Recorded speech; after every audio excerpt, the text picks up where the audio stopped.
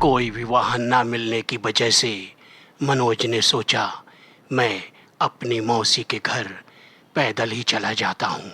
कुछ ही दूरी पर तो है। और वह पैदल ही अपनी मौसी के घर की तरफ निकल पड़ा। रास्ते में उसे रेलवे का एक पुराना पुल पड़ा। जैसे ही वह उस पुल के ऊपर से गुजरने लगा, उसे कुछ आवाज़ें आईं और उसने एक तरफ देखा तो वह चौंक गया। कुछ युवक ताश खेल रहे थे। मनोज ने सोचा, अरे इतनी रात को ये लोग ताश खेल रहे हैं, कौन है ये लोग?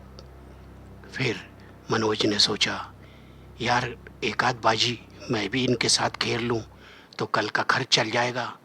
और उसने अपनी जेब की तरफ हाथ बढ़ाया, लेकिन कुछ सोचकर वह आगे बढ़ने लगा।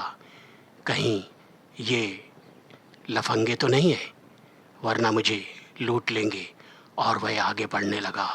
तभी उसे चारों तरफ से उन युवकों ने घेर लिया है और कहा, क्या रे स्याणे, सुमड़ी में निकल रेला है, चल पत्ते बांट।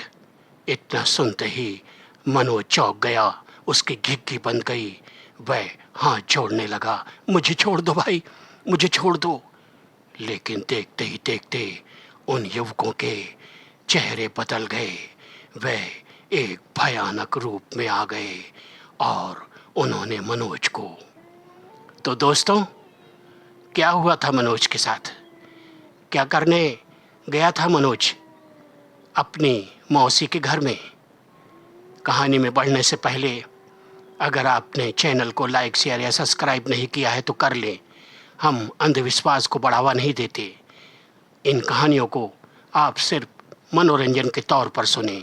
बच्चे इन कहानियों को ना सुने। तो बढ़ते हैं आज की एक भयानक कहानी की तरफ। यह कहानी महाराष्ट्र की है, सतारा जिले के एक गांव की। उसमें एक युवक रहता था जिसका नाम मनोज था। वह पढ़ा लिखा तो था, पर उसके पास कोई नौकरी नहीं थी। उसके माता पिता उसे बहुत समझाते थे, बेटा कुछ काम धंधा कर ले, कब तक सरकारी नौकरी के चक्कर में रहेगा। लेकिन मनोज ने कहा, नहीं, मैं कोई छोटा मोटा काम नहीं करूँगा। और वह अपने माता पिता की बातों को टाल देता था। कुछ दिनों में वह इस ऐसे मोड़ पर पहुंच गया कि गांव के कुछ आवारा युवकों के साथ मिलकर जुआ और शराब की लत में पड़ गया। वह घर से पैसे चोरी करके ले जाता और दोस्तों के साथ जुए में हार जाता। उसकी वजह से परिवार कंगाल हो चुका था। माता पिता के लाख समझाने पर भी वह नहीं सुधरा। एक दिन उसे खबर मिली कि गांव में उसकी मौसी की तबीयत खराब है। तब उसके माता पिता ने कहा, बेटे चला जा, मौसी के घर चला जा, उनकी देख रेख करने वाला कोई नहीं है। मनोज ने कहा, ठीक है मैं जाता हूँ, मगर मुझे कुछ पैसे दे दीजिए, मेरे पास कुछ भी नहीं है। तब पिता ने यहाँ वहाँ से उधार मांगकर मनोज को कुछ रुपए दिए और वह निकल पड़ा अपनी मौसी के घर सतारा की तरफ। सतारा स्टेशन पर जब ट्रेन रुकी, उस समय रात के तकरीबन 2 बज चुके थे। मनोज ने बाहर आकर कुछ वाहनों से कहा, भैया मुझे यहाँ इस पते पर छोड़ देंगे?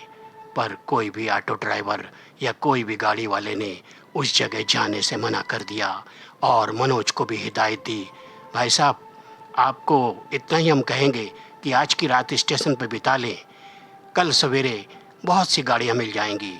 पर मनोज नहीं माना, वह जिद पर अड़ गया। उसने कहा, अरे रात भर यहाँ बैठने से तो अच्छा है पैदल ही चल देता हूँ, ज़्यादा दूर थोड़ी ना है मौसी का घर। और वह चल दिया। जिस पुल के ऊपर से वह गुजर रहा था, उसने वहाँ कुछ युवकों को ताश के पत्ते आपस में बांटते हुए देखा और वह मन में सोचने लगा। उसके मन के अंदर का ज्वारी जाग उठा कि क्यों ना एक आध बाजी मैं भी मार लूँ, कुछ पैसे मिल जाएंगे। लेकिन कुछ सोचकर वह आगे बढ़ने लगा, कहीं यह ऐसे युवक तो नहीं जो मुझसे ठगी कर ले, मुझे लूट ले या मुझे जुए में हरा दे। आगे बढ़ते ही उन युवकों ने उसे घेर लिया और चारों तरफ से अपने आप को घिरा देखकर वह घबरा गया, भौचक्का हो गया। उनसे क्षमा मांगने लगा, भाई साहब मुझे छोड़ दो। सुमड़ी में देख रेला था ना, और क्या सोचा था अपुन का नज़र तेरे ऊपर नहीं पड़ेगा। चल पत्ते बांट, चल पत्ते बांट। मनोज ने आओ देखा न ताओ और उन्हें धक्का देकर भागने की कोशिश की, लेकिन देखते ही देखते उनके चेहरे, उनके स्वरूप बदल गए। वह एक भयानक प्रेतों में बदल गए और मनोज की तरफ दौड़े। मनोज अपनी जान बचाने के लिए जोरों से दौड़ रहा था। दौड़ते दौड़ते वह एक चौराहे पर पहुंचा। तभी सामने से आती हुई एक पुलिस वैन ने सामने उसे आकर रोक लिया।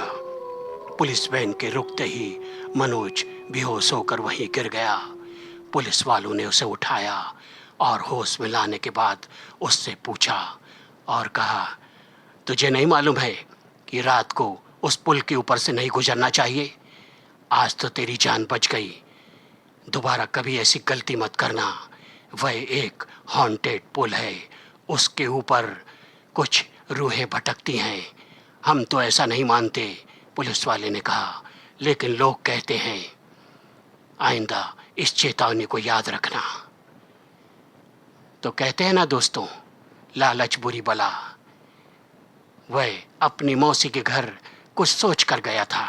उसने मन में ऐसा सोचा था कि क्यों ना मैं इस मौसी से कुछ पैसे उधार ले लूँगा और जुए की अपनी इस लत को जारी रखूँगा। उसके मन में मैल और कपट था।